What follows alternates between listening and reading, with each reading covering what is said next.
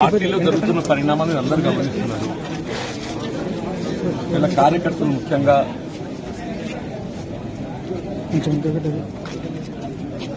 అంటే వాళ్ళు ఏ విధంగా మనస్తాపానికి గురైండ్రు, వాళ్ళు ఏ విధంగా బాధ వ్యక్తం చేస్తుండ్రు, కార్యకర్తలు ఏదైతుందో ఈ రెండు ఎన్నికల్లో కూడా ఆశించిన ఫలితం పొందలేని పరిస్థితులు కొంత వాళ్ళంతా బాధతో ఉన్నట్టు పరిస్థితులు.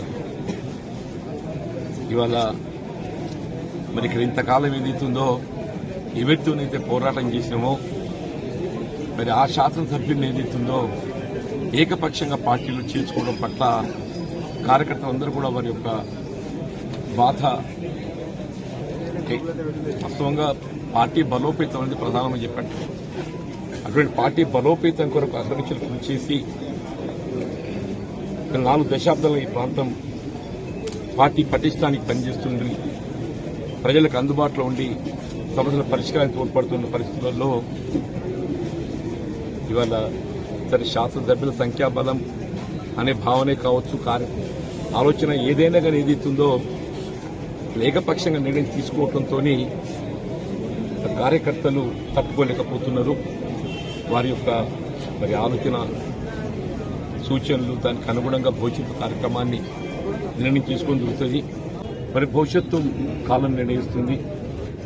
భవిష్యత్తు నిర్ణయం ఏదైతుందో కాలం నిర్ణయిస్తుంది, దానికి అనుగుణంగా ముందు పడుతుంది. అంటే ఇప్పుడు శ్రీధర్బాబుతో మీరు మాట్లాడారు కదా, మీరు అంటే ఆయన సమ్మతించారా? ఎవరు సంతృప్తి అనేది కాదు, జరిగిన పరిణామాలపై ఏదైతుందో చర్చించడం జరిగింది. జరిగిన పరిణామాలపై చర్చించడం జరిగింది.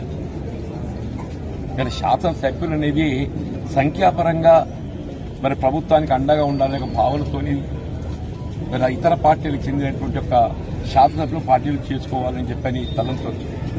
కానీ ఆ చేరిక అనేది ఆ ప్రాంత కార్యకర్తల యొక్క మనోభావాలను కూడా గౌరవించాల్సినటువంటి బాధ్యత పార్టీపై ఉంటుందని చెప్పని నేను భావిస్తాను. చెప్పండి, దశాబ్ద కాలం తెలంగాణ రాష్ట్రం ఏర్పడినప్పటి నుండి కూడా మరి ఈ ప్రాంతంలో కాంగ్రెస్ పార్టీ బలోపేతం కొరకు కృషి చేసినటువంటి కార్యకర్తల మనోభావాలకు భిన్నంగా కేవలం శాసనసభలు సంఖ్యాబలం అనే యొక్క భావంతో చేసుకోవడంతో వీళ్ళ కార్యకర్తలు అభిమానులు